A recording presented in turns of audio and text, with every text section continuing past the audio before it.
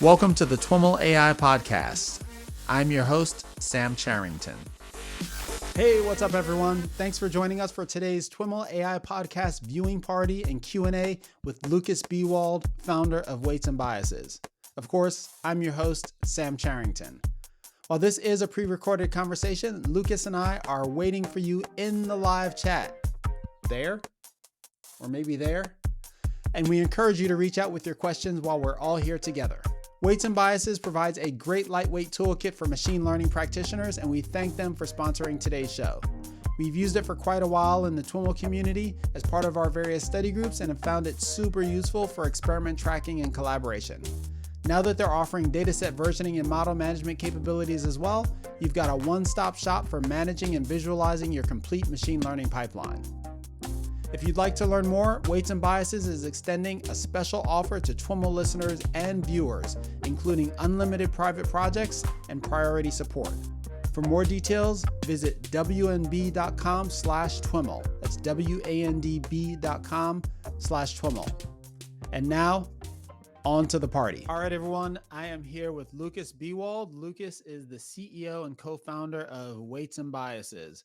If Lukas's name sounds familiar, that's because we spoke last on the podcast in August of last year, 2019, episode 295, on managing deep learning experiments. Lukas, welcome back to the TWiML AI podcast. Thanks, Sam. It's great to be back. Lukas, if folks want to catch your background, they can check out that episode, and we'll link to it in the show notes. But what have you been up to since last August? I know one big thing has changed for you. Well, I had a baby. Yeah. That definitely has changed my life and priorities. Maybe more, work relevant. We've been, we keep, working on improving the product, and I think one of the reasons I wanted to talk to you and come back on your show is, we just recently put out a new product called Weights and Biases Artifacts that we're super excited about.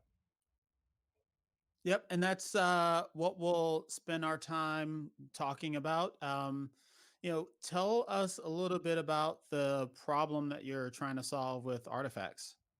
Totally, yeah. And I mean, you always have such good, what do you call it? Like you have such good diagrams, sort of like laying out all the different pieces in the industry. I'd love to know how it exactly fits into to your diagram, because it's always insightful to see that.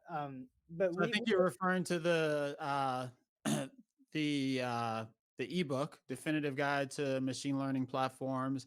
And I broke out kind of, at least my view of the ML tooling and platform landscaping, into data acquisition and management, experimentation, and model development, and then model deployment and management.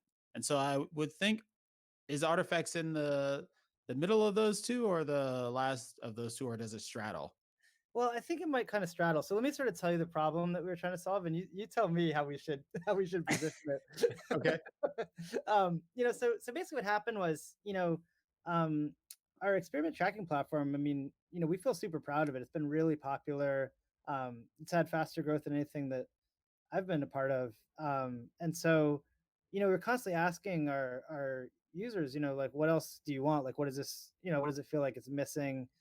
And the biggest request was, from our users, like, well, look, like, this is tracking all the experiments I do, and I can compare all the models I build.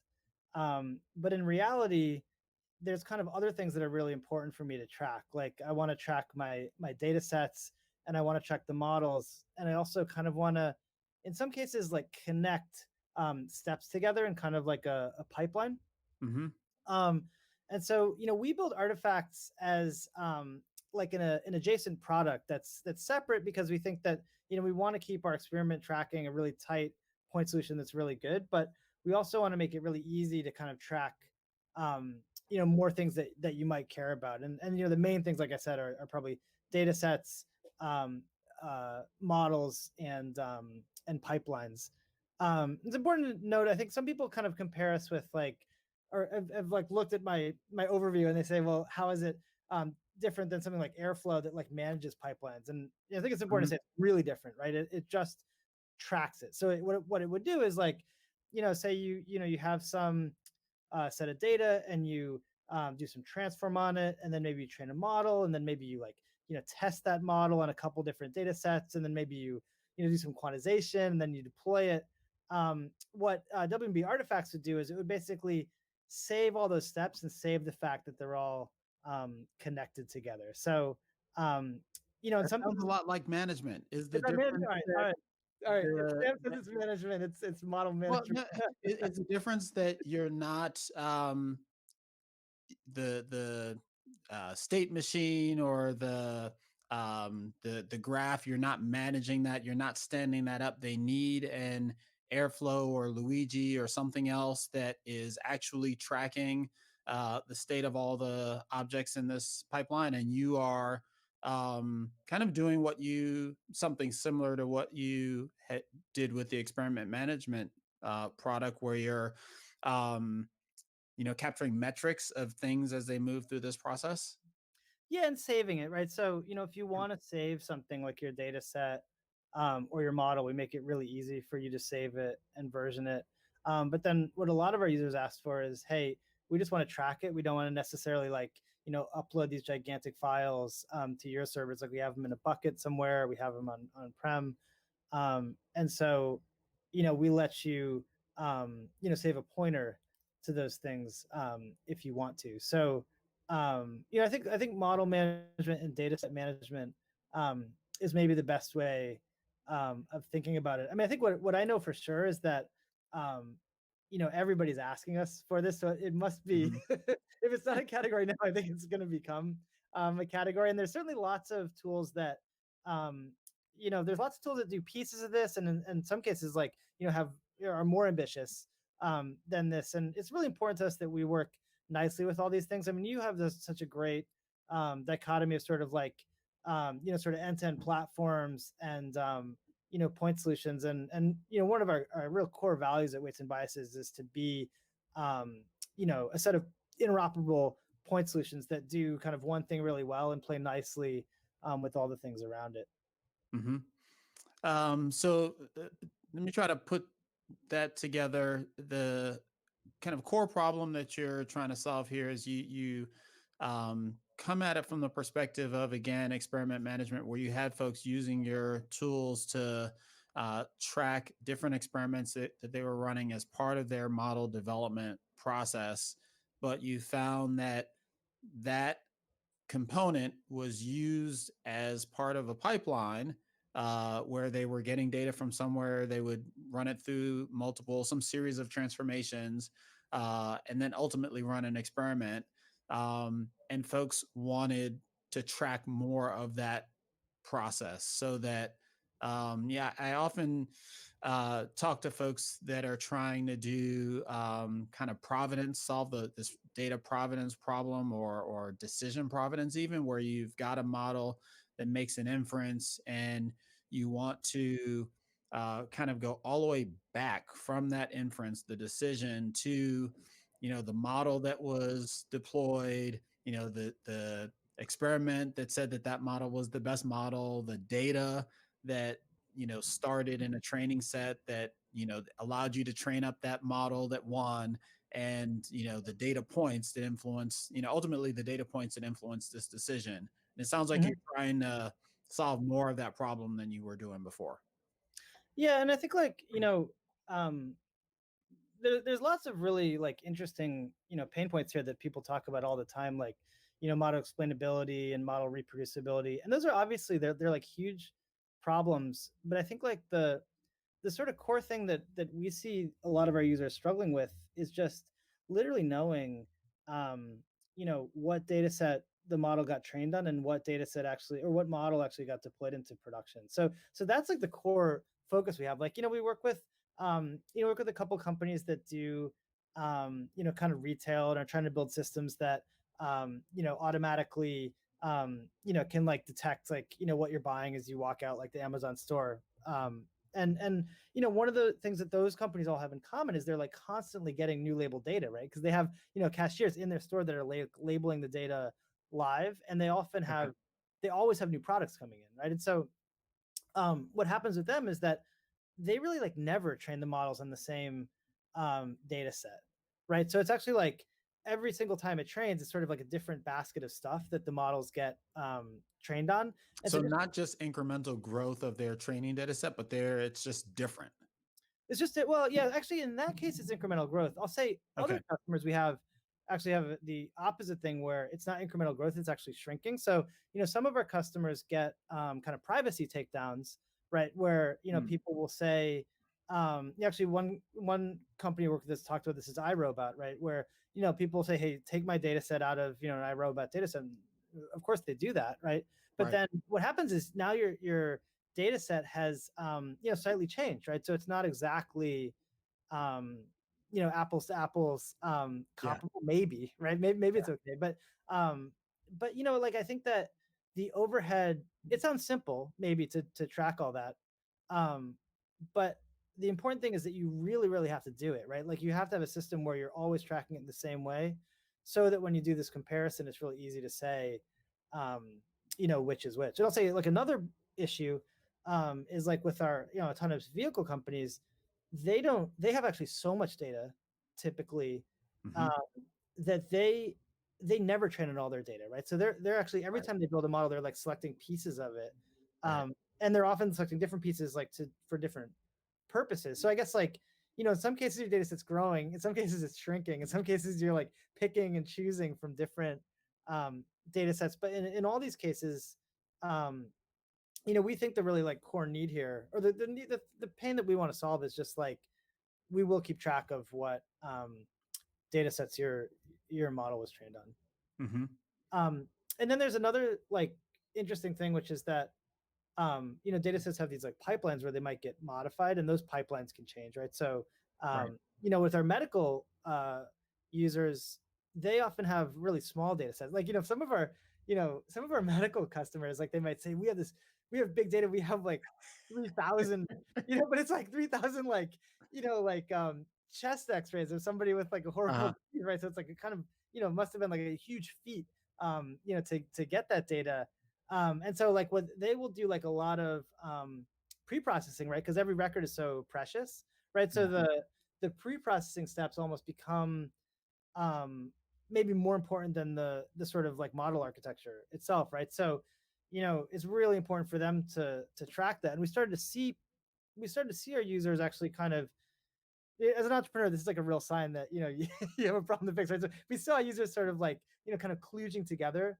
They're sort of like chains of runs, or we call them runs, like experiments in our tool. And so now we've kind of made that with the artifact product. We made that like a first class citizen where you can say, okay, I have these asynchronous steps that I do, and it might be some complicated pre-processing and then a training, and then sometimes even like in autonomous vehicles is the places that comes to mind. The model that you train might not really be the model you deploy, right? Because you might have to do like a whole bunch of kind of shrinking of your model to get it to actually run Mhm. somewhere. So you might have like tests that you do on the model that got trained, but then you also have more tests that you do on the model sort of just before it's deployed, and these might even be like different teams doing it. So um connecting all these different steps in a sane way actually becomes like I think a bigger problem than you might think if you're just like starting out training like MNIST a couple times.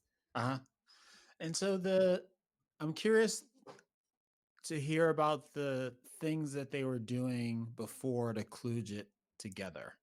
What did that look like? So I only use kludge with my own product because that's the only place that I feel like I can actually say for sure it's kludging, right? So Because we know how it's supposed to be done, right? And using other products, maybe it's not a kludge, but they would use our product and they would just I mean, you could think about like you could just sort of like name things and right, I was envisioning like, what the way you would see folks managing experiments by putting hyperparameters in file names. Like, is it? totally, yeah. So a really common hyperparameter in weights and biases is like the file name of the training data, right? And so um, it's like that's a great thing to So do. that says people want to keep track of their training data, and Yeah, you yeah, aren't giving them a way to do it. exactly. And we're like telling people, hey, use weights and biases because we don't think it's a good idea to use your file system as like an implicit record of what you did, right? But Right. then, we're like kind of causing people to do that in some cases, right? So that so yeah, you can use the file, you can use like a SHA, of the file if you want to make sure that it doesn't change. And then there's like a whole bunch of um there was a whole bunch of like interesting tools out there that are like kind of always evolving and improving, right? There's like, DVC and Pachyderm and Quilt that do really interesting takes on sort of data set versioning. And we've done, light integrations with these tools to kind of make them work um, with what we have. And then, end-to-end platforms, if you really buy into their world. Let's pause there for a Yeah. second. So we're doing so you saw folks doing the kludges indicating that they wanted to better track training data. Mhm. And it sounds like also the light integrations and kind of joint customer work you were doing with the DVCs and pachyderms of the light and these other end-to-end platforms kind of indicated that. Um, I was actually going to ask about that. The DVCs and the pachyderms of the world are trying to that's their world, right? They're trying to help customers better track the evolution of training data through transformation processes and up to and in some cases including training, Uh-huh. right? And so where does what they're doing end and what you're doing start, or are they kind of overlapping? Like our customers having to make decisions about um, which part of which product they want to use for which part of the process. Like it seems like there's some overlap there that I'm trying to think Oh through. yeah. So like there's clearly some overlap, and I feel like there's probably you know like we're recording this when April April 2020. I have a feeling like June 2020 the overlap could be more or less or different. Uh-huh. So like I think that I think like one thing I feel super committed to making our product work with kind of all the best in class tools. It's like really, really important to me. So, I think that if DVC or Pachyderm, solved all the problems that customers were having around this, we would just, let them and focus on experiment tracking. I think the issue I think that the sort of thing that we keep finding is that, it kind of reminds me of actually hyperparameter search, which we also didn't expect to roll out a hyperparameter search tool, but we kept talking to customers and like, like, I know I should be doing this, but it's like I can't quite figure out how to do it, and so, kind of our take was like, let's make hyperparameter search just so like simple. I mean, not necessarily easy and not like a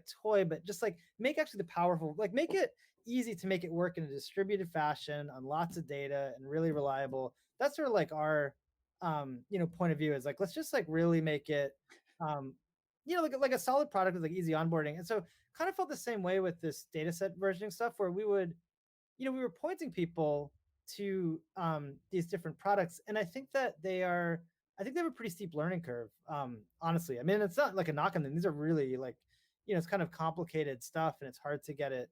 Um, it's hard to make it like really easy to use. But I think like that's where I think like because we're like totally focused on making ML researchers and practitioners happy, I think Weights and Biases has a much more narrow, scope here. Like I think like, DVC is like data version control, right? So it's like there's Yeah. actually a lot of different situations you might get into, and like, they use like, I mean, they use Git, and I love. Do I love Git? I don't know. I kind of love Git. I'm like a little. We I all mean, love the idea of Git until we need to do something funky that I messes I up the graph.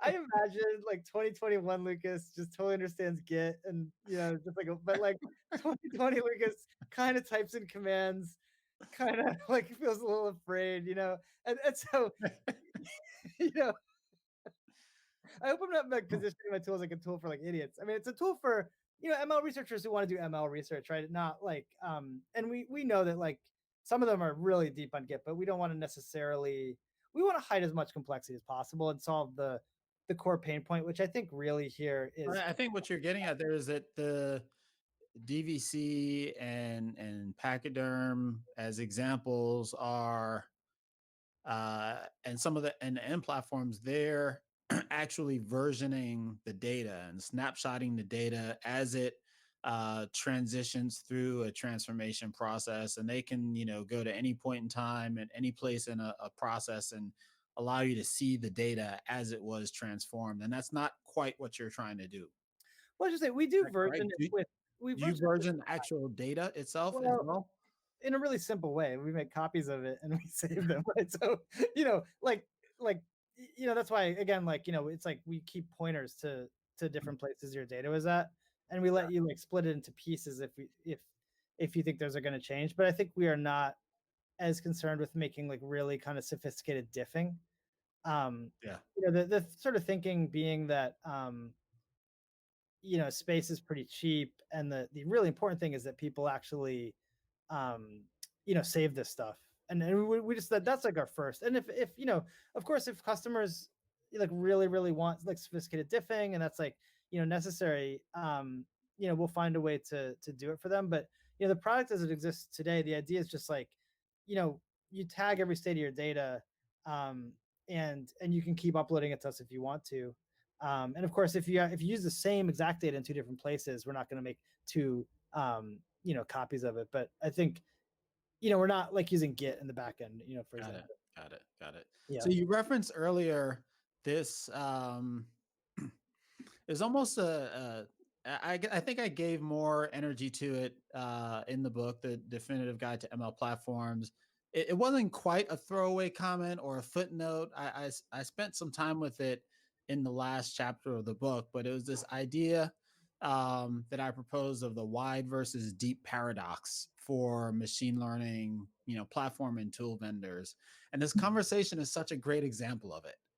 The general argument for folks that haven't taken a look at the book is that you've got these end-to-end platforms that are trying to kind of own the entire machine learning process at an enterprise, and if you start from that perspective, you can end up with a simplistic solution that really is just a workflow engine that's very shallow, in functionality at any particular point. Mhm. And then you've got specialist providers who, you know, any point in that end-to-end process have gone very deep. For example, Weights and Biases went very deep on experiment management as their initial play. And the paradoxical element of this was that the end-to-end providers, as we have seen, we've got a lot of end-to-end solutions, and without going deep in any particular area, that tends to get commoditized, and so they're getting kind of pushed to specialize or differentiate in a slice or particular functionality, and then with the narrow providers, the specialists, they're going in, they're finding that, customers have all these other gaps that they need to fill in order to get value out of the core product. And so they're being pushed wider. Mhm. So you've got these two kind of sides kind of converging in the middle, perhaps, or in different directions. And this is such a great example of that. Yeah. Like you started in the middle, you've got the data side. I think you mentioned extending into the hyperparameter optimization piece. Uh-huh. um, are you working on model deployment and management at all? uh, we play with the stuff. You dabble. We dabble in the sense that I think like what I want.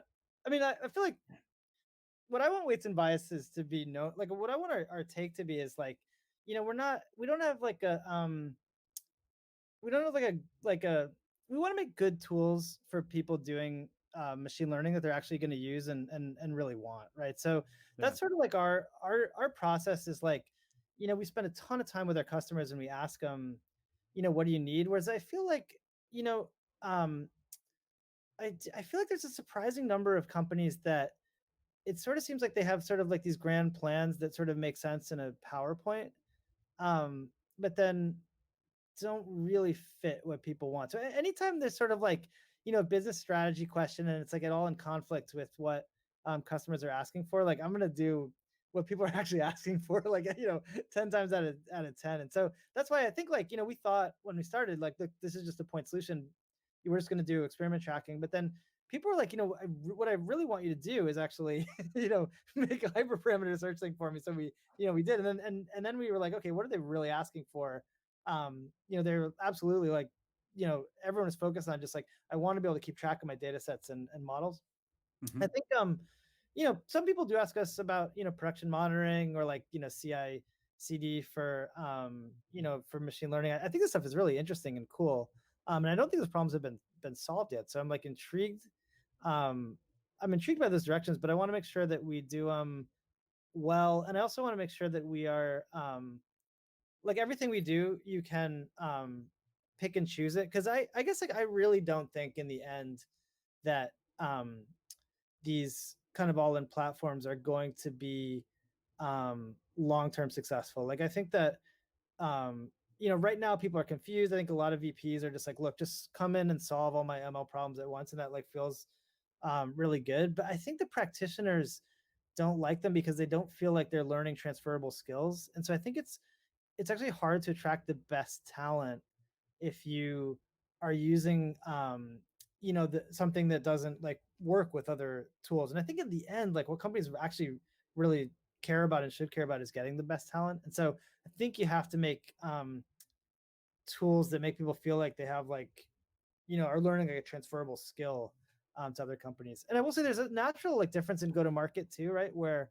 if I was selling an ML platform, I would go into CIOs and I would go to VPs of machine learning. What do they call these days? I feel like you have like chief AI officers and Yeah. things like that. Um, and it's funny, I guess I like, these days, Is that Chow? Has anybody coined that? That's awesome if they did. doesn't I think the Apple have eyes that? I first. feel like John Gendrea is in here. I don't know. Um I think definitely, I'm telling you, somebody out there is that. And like funny is like my network is getting more and more senior, and I'm getting people are like introducing me to these people. It's just like I don't want Yeah. to talk to them. Like I just want to like talk to the people, actually making stuff and get them to want to use it first, because that's like our Yeah. bread and butter for the hardest part about ML tools right now is like actually getting people to use the tools, because there's so many tools out there.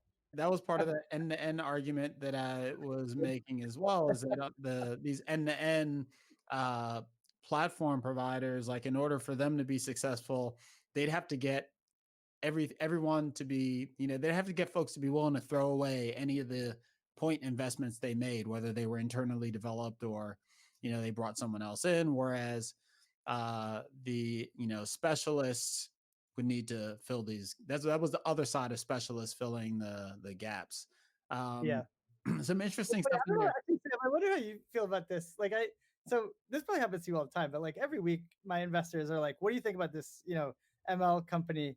And like, I already can predict like what the website's gonna say. It's gonna like list all the pain points in ML, right? And like, I Uh-huh. know them. It's like reproducibility, explainability, like maintainability. It's like gonna be like we do ML ops, and it's gonna like, and I'm like, I can't evaluate this because I have like no idea what this thing does. Well, Like, in the same book that you're talking about, I put uh, I included kind of a way to figure out what a platform is really good at, and to me, really? How what's do you that? do it? No, man, I'm sorry, I didn't come across this. I really want to know. It's in that same section that you refer to. It's basically where did they come from, Yeah, makes sense. right? And so if they came out of data storage and snapshotting, and now they've got an end-to-end machine learning platform, they're probably going to be focused on the data side of things. Okay, It, but Sam, not in our case. what's that? We're really good at tracking artifacts. Don't. That's true of everyone else. But so that was one of several criterias. But I agree, and that's a lot of the problem with I shouldn't say problem. That is a challenge with that I see folks faced with when they're looking at these end-to-end platforms, is that They all talk about solving the same problems, end-to-end workflow, increasing innovation and decreasing cycle times, increasing, innovation in a number of experiments, um, and without going deep in, particular areas, it's really difficult for them to differentiate. I mean, I'll even give you an example. I mean, you probably can't say this stuff, but I can. Like when I remember when SageMaker came out, and it was basically like a way to have like a nice environment to train your models in. And my friends told me it was the fastest growing AWS product that they had seen. Right? It was awesome. It like really solved this pain point that everyone had. Everyone like really wanted to use it. And now I'm like baffled. Like what SageMaker What does, like is SageMaker? where it begins and ends. Like honestly, it might be useful for you to write a write a white paper on that. So guys, like we can like figure this out. But I feel like if I'm confused, the market must be just like utterly baffled because I'm out there like every day talking to people, like using these tools, like thinking about it, and I actually could not tell you where SageMaker begins and ends anymore. But I would say to someone, if you want to quickly stand up an environment to run ML models, I bet you SageMaker is a good solution still.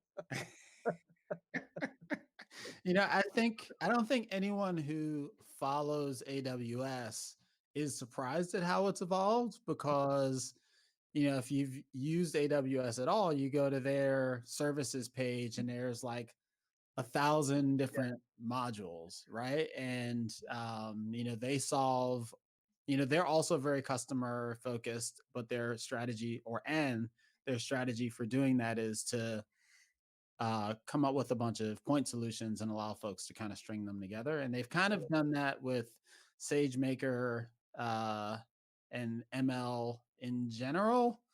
And to some extent or another, for better or for worse, have taken a little bit of the Watson approach where the brand gets applied to everything, your many things. And it's Yeah, like, that's the one thing. If Amazon, if you're listening to this podcast, it would make my life easier if you would just name them like different things.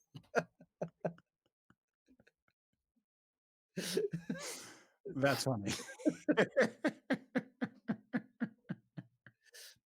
So going back to actually speaking of naming, so artifacts is called artifacts.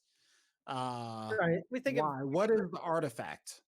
So the artifact is so we think of it as a data set or model management um, product, and we call it artifacts. And the artifact here is essentially a data set or a model. I mean, it really could be like anything that you can think of as a file. And we kind of thought we had thought up the name artifacts by ourselves, but then we looked at, Google Pipelines actually calls the same thing that we talk about as artifacts, and MLflow actually also talks about these things as artifacts. So it does seem Okay. like everyone sort of independently, or we thought we invented it, but we were definitely not the first to. Maybe the first that's calling the product that. The first maybe to call the product that, but certainly we did not. We did. We saw. We were kind of intrigued to see that other people were calling it the same thing because I think like Well, when I think of artifacts, I think first and foremost about um, the instantiation of a model. So, like when I would, outside of the context of this conversation, when I ask folks about the way they managed artifacts, it would be model artifacts. Like some folks would, pickle a Python model and store that. That was the pickle file was the artifact. yeah. Some folks would kind of, create a doc, would containerize it, and the container itself was the artifact. For some folks, the artifact that they were tracking was a SHA, Git SHA. Yep. And so I would ask that question to kind of understand,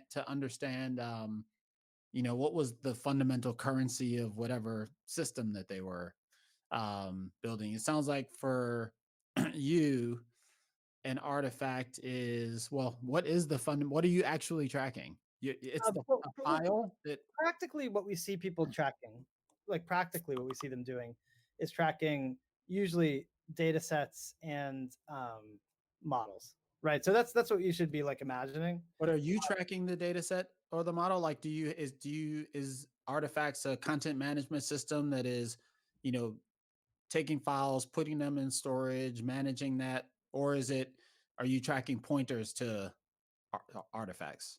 Both, and I think that's what's key here, right? Okay. So we do both. And we also allow you to tag and version them. And that's like that's the infrastructure that we've built, right? So we think that people in different cases might want to save these things on a third party server and might not want to, right? And in fact, even we have an on-prem version of this, and even there you might not want to move around like a petabyte data file. But in some cases you actually might want to do that just to make sure that it's like completely saved. So that's why I think a really important feature, it's just super important to our customers, is to be able to kind of handle both cases where it's like, maybe it's a pointer to a file or a pointer to a bucket or literally a file. And I think the other important, and maybe this is getting a little in the weeds of the engineering, but I think the way that our users at least kind of conceive of it is like, experiments have kind of like an input and an output typically, right? And the input might be some data sets, say, and the output might be a model, right? That would be like sort of the classic kind of experiment that we think of, right? Like a training, an ML training run. And there, the inputs and the outputs are actually artifacts, right, in our vocabulary. But Mm-hmm. one of the things that we saw was actually there are other things that get generated. Well, I should say there's other types of experiments that you might run, like a data pre-processing step, right? So, data pre-processing, it actually does have hyperparameters often, right? So like maybe if you're doing like kind of image pre-processing, it might be how much you jitter, the images, or with words, it might be like Augmentation or punctuation, or yeah, that kind of stuff. Um, and so, there the input artifact is like a data set, and the output artifact is like a modified um, data set. But I mean, also, as like sometimes in the course of training in like the real world, there's like other stuff that gets generated, right? There's like other files that might matter to you, like like profiling, like a huge kind of profiling data set, or in the course of model training, right? Like so there's all kinds of files that you might generate. And the idea is that in a way, one really nerdy way to think about this is like the artifacts are like the nodes in the graph, and the mm-hmm. runs or experiments are like the edges in the graph, right? So like we think of this sort of directed graph that usually starts with data sets and ends with like a deployed model and has all kinds of chaos along the way. um, I'll say like one thing that's actually been surprisingly important to some of our users, and it's kind of different than, so a lot of people would call this like a pipeline, right? Like, I think people that do this for production, they'd be like, okay, that's a pipeline. I think one difference about, our artifacts, or one design choice that we made, is allowing people to change this type of thing on the fly.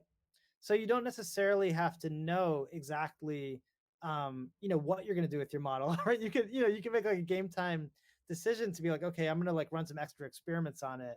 Um, and that's okay, right? So that's a kind of really common thing that we see. In fact, you might want to like even look at, as like a manager, you might want to be like, like I have this data set.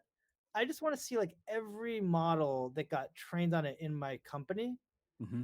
And that's actually an easy thing for our tool to do now. If you're using our artifacts product, we can actually, because everyone that uses it gets kind of tracked now. You can say, okay, here's all the people that use that data set. Or even, you might like have uh, you might have a model that gets used by other models downstream of it, right? And so as long as like every model that's like training off the output of a different model, as long as they declare it, you can actually um, visualize all that in your company. You were making a point earlier about the the reason why you didn't like the terminology pipeline, because it's more dynamic than that. Is that analogous to, like, I'm envisioning uh programmatic access to this, or predefined access, where you've got some pipeline coded up and you're executing it, versus going in via the UI and running, kicking things off manually, accessing files manually? Is that the distinction that you're making there? I think we made a design choice that again was just really informed by requests from researchers that we were working with, Mm-hmm. to let the pipeline get defined dynamically. Right. So like, production pipelines, you tend to just sort of like set them and run them, and then you might make a new production um, pipeline. Whereas like our notion of pipeline it's like maybe a little bit more like realistic kind of real world notion where it's just sort of like that graph, and that graph can keep changing. And it's not a UI thing. Like it's like, you could, you run things Sure.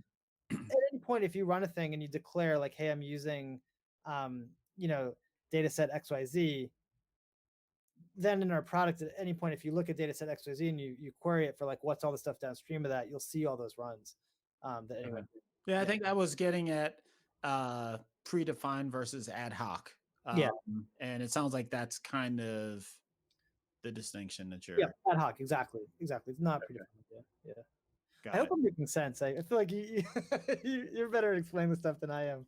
Uh, And, and so maybe another question on that. So, but yeah. it is the idea then that while while you're not locking, while you're not only tracking changes that happen as the result of a predefined executed pipeline, and you are allowing folks to do ad hoc manipulation of the artifacts, that you are also tracking the things that they do ad hoc with the artifacts, and kind of they become those actions become part of the graph and thus part of the pipeline.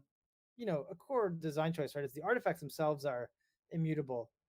But what you Mhm. can add is like essentially like edges to this graph, right? So if you decide like you built a model and you want to do one extra test on it, before deployment, you can,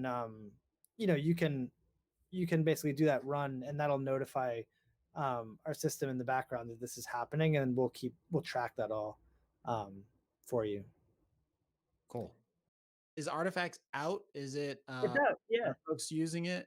Yeah, folks are using it. We've been I mean, I'll say we've been like kind of testing it on early users for quite a long time. So, it's just coming out, and I'm sure there are some bugs, but it has been beaten on a fair amount by by existing customers. We've really been trying to use the fact that we have a lot of users of our first tool to to kind of build it in a conversation with folks. Hmm. And historically, and correct me on this, but when I think of weights and biases and the experiment management tool in particular, in the broader context of experiment management, the focus was very squarely on deep learning as opposed to tabular data and kind of traditional machine learning. To what extent does that, if that is in fact true, to Mhm. what extent does that focus kind of carry on to artifacts as well? That's a good question. I mean, I think we designed it with sort of modern deep learning techniques in mind, but the line is not so bright, if you know what I'm saying. Like we have a lot of Mhm. customers doing, boosted trees, and I think I actually it's a good point. I think like for a lot of people that are doing kind of boosted trees at big scale, this could be a really relevant um, you know, thing for them. So I think like I would say probably most of the users that we have today are doing deep learning, or what you would call deep learning. But I don't know. As opposed to what? Well, I mean, first of all, I'm not so pure about this. I think like XGBoost is like a awesome tool. It's like when I started my, I started my career before XGBoost, but I've probably made more boosted trees in my life than anything else. Uh-huh. I also think scikit-learn is a beautifully done library that I use like all the time for just my own data analysis. So Yeah, is it not about whether deep learning is better than anything else? But you said deep learning, or what you would call deep learning. Is there a deep learning that, like a super secret deep learning, or a deep oh no, no, learning that I some guess I folks mean don't like call deep learning and other folks do? no, no, no. I mean like Okay. thinking, yeah, yeah. Sorry, I'm thinking about like I think like some of our users they'll be doing I think like, I mean, deep learning, as you know, it's like kind of aspirational, right? So like, Yeah. sometimes we like enter a company, and I really should not name names here, but like, we'll come in because like somebody's like, oh, I got to do deep learning. I got to use like, weights and biases for my deep learning thing. Yeah. But then most of the company is like using, scikit-learn. And so they, they pick up the tool and they use it. And I have no, you know, that's great. That's wonderful. Yeah. I'm not elitist about this. Right. Right. Right. Um, but yeah, I mean, just honestly, I think it's probably like 80% of the people we're talking to are doing some kind of neural net. So it's Okay. pretty that our like core user persona is doing deep learning. Mm-hmm. Okay. Um, We're not going to ban you from our tool if you if you use non-neural net methods. and do you have folks, or do you anticipate users that are using artifacts independent of experiment management, or do you see this as a side dish to experiment management? I guess I view this as an adjacent product. So yeah, you can use this without the experiment management. But I'm really proud of our experiment management tool, and I would try to get you to use. Um, so I mean, right now I think the overlap's 100% because we've really targeted the people doing using our experiment management tool. Yeah. Uh, but over time that might change. Hmm. I guess it's pretty similar to our hyperparameter sweeps is pretty deeply attached to our experiment management. So that's similar overlap. Although I think the hyperparameter search and the artifacts is totally independent. You could definitely use one or the other or neither. Hmm. If folks want to take advantage of uh, artifacts, Uh-huh. is there thinking that they need to do about the way that they process data that they've likely not done before? Well, look, I think that people should only use software where they have actual pain points that they can articulate. So, you know, this doesn't happen very often, but it happens occasionally, and I'm always kind of baffled by it. Where people are like, "Oh, I want to use your tool, but like, what does it do?" And it's kind of like, okay, you probably don't want to use my tool then. Well, So, let me give you an example yeah, of yeah, so um, business process management, uh-huh, right? It's a similar space. It's like essentially, you want to automate some workflow in your business. Maybe it's like order to cash or something like totally, that. totally, And you may have, 100 people doing it. You documented the process 10 years ago. The process has evolved for 10 years. And now you really have no idea how, at a top level, like how your orders are being processed. They bounce around the organization. And the first thing that you need to do to actually implement that into a tool uh-huh. is to go in and understand what's really being done, right? What are Oh, the steps? What are the connections from one thing to the next? What are the exceptions that pop up? What are the rules that people are applying implicitly? All of that stuff. And uh-huh. I'm, curious with this question, are there similar things that you run into where, folks, there are aspects of the way that their data is being used in this machine learning process that they haven't really thought about and need to kind of work out before they can implement something like this? Or, it's just so, it's all so new and they were doing something, that was programmatic or rigid enough before that no, they just need to point your tool at some stuff and it all just works. Yeah, it's interesting. It's actually a really interesting question because I think that my last company was kind of closer to business process management, and you had to buy into a lot um, to get it working. I think with this, going back to like what I was saying around like pain point, I think Hmm. um, you know, you don't have to you don't have to have like the perfect setup or track everything to get the benefit um from a tool like this. So like the I think the point that you would want to use a tool like our artifacts is when you're asking questions like our customers are asking, like, do we really know exactly what data all the models were trained on, or are we worried about like our data sets are changing and we're trying to track it? Are we worried that, like, the person who actually writes down what the different data sets are is going to leave and no one's going to be able to know like what they actually were? Yeah. And I would say that's actually the most common entry point is around data set, like worrying about data sets, right? And so, you Hmm. know, like a, you could get like all that benefit by just tracking the data sets, and that is a fairly light instrumentation. It's actually not quite as light as our experiment management, which we've really worked hard to get down to like under 5-6 minutes. Like, this is like slightly more involved, and but the benefit is bigger in that you'll, for now, for sure, like always know the data sets that got um that you trained on.